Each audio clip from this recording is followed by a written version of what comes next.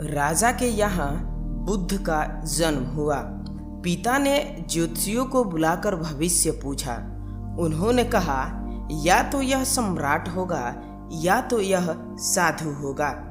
एक तरह से देखा जाए तो सच्चा सम्राट भीतर से साधु ही होता है। जब ज्योतिषियों की भविष्यवाणी राजा ने सुनी तो वे घबरा गए कि मेरा बेटा साधु हो जाएगा, ऐसा ठीक नहीं है। राजा ने पूछा, कोई उपाय बताए, क्योंकि मैं चाहता हूँ कि राजा का पुत्र राजा ही बने। ज्योतिषियों ने कहा कि इसका लालन पालन व पूरा जीवन बड़ी सावधानी में बिताना होगा, अर्थात आपका पुत्र सिद्धार्थ कभी किसी बूढ़े व्यक्ति को न देखे, कभी किसी बीमार व्यक्ति को न देखे और कभी किसी मरे हुए व्यक्ति को न देखे। जब तक ऐसा होगा तब तक वे राजा ही बने रहेंगे। अगर ऐसा नहीं हुआ तो वे साधु बन जाएंगे। राजा सुधोधन ने अपने पुत्र सिद्धार्थ के लिए बढ़िया से बढ़िया, बड़े से बड़े महल, अच्छा से अच्छा भोजन, दास दासियां और खाने पीने की सामान आदि वस्तुओं के ढेर लगा दिए। पिता ने पुत्र को सुख सुविधाओं में इतना उलझा दिया कि उसे बाहर का संसार याद नहीं आया। सुधोधन ने समझ लिया कि अब इतने सुखों के आगे साधु बनने का प्रश्न ही उपस्थित नहीं होता। वे बिल्कुल निश्चिंत हो गए। राजा सुधोधन ने बिल्कुल पक्की व्यवस्था कर रखी थी कि उसका पुत्र सिद्धार्थ जीवन में कभी भी वृद्ध, बीमार और मृतक व्यक्ति को न देख सके, क्योंकि वे अपने पुत्र को खोना नहीं चाहते थे। सिद्धार्थ का जीवन ऐश्वर्य और सुख सुविधाओं में बीत रहा था। उनके जवान होने पर एक सुंदर कन्या यशोधरा से उनका विवाह हो गया। विवाह हो जाने पर सुधोधन की आधी चिंता मिट गई। अब तो शादी हो गई, अब कहाँ जाएगा? अब तो मेरा पुत्र बंधन में बंध गया, अब उसके कहीं जाने का सवाल नहीं उठता। 1 वर्ष बाद बेटे का भी जन्म हो गया। उसका नाम राहुल रखा गया। अब राजा सुधोधन को बिल्कुल पक्का विश्वास हो गया कि अब यह कहीं नहीं जा सकता। एक दिन सिद्धार्थ ने कहा कि पिताजी, आज तक मैंने कभी अपनी राजधानी नहीं देखी। आपकी आज्ञा हो तो आज देख आऊं? राजा ने कहा, हाँ, अवश्य जाओ, अपना शहर देख कर आओ। एक सारथी को भी साथ में भेज दिया कि जाओ राजकुमार को राजधानी घुमा फिरा कर लाओ। फिर भी राजा ने चाक चौबंद इंतजाम कर रखा था कि कहीं चूक न हो जाए। सिद्धार्थ के लिए राजधानी के प्रमुख मार्ग खूब सजाए गए थे, पर घूमते घूमते सिद्धार्थ ने थोड़ा उल्टा मार्ग ले लिया। वे उस मार्ग से गुजरने लगे जहां पर तैयारी नहीं थी। आज उसको बहुत बड़ा आश्चर्य हुआ जब पहली बार उन्होंने एक बूढ़े आदमी को देखा। उसकी कमर झुकी हुई, पूरी चमड़ी में झुर्रियां पड़ी हुई थी। वह परेशानी और दुख से बेहाल था। उसकी चाल बहुत धीमी थी।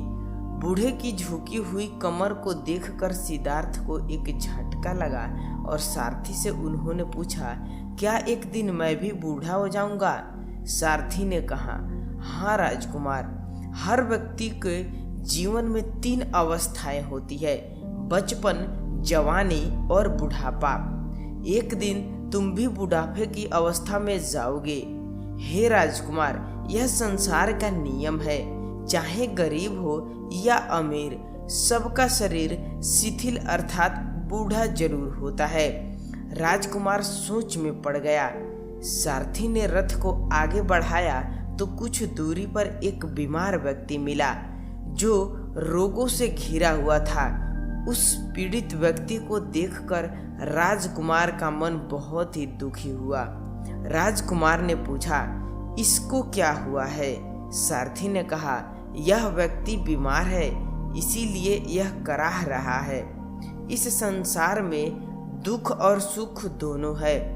यह अपने अपने भाग्य की बात है कि कोई दुखी है और कोई सुखी है। क्या मैं भी कभी बीमार हो सकता हूँ? सारथी ने कहा। आप यह विचार छोड़ दे, समय बड़ा बलवान होता है। ये सारी बातें कर्मों पर निर्भर करता है।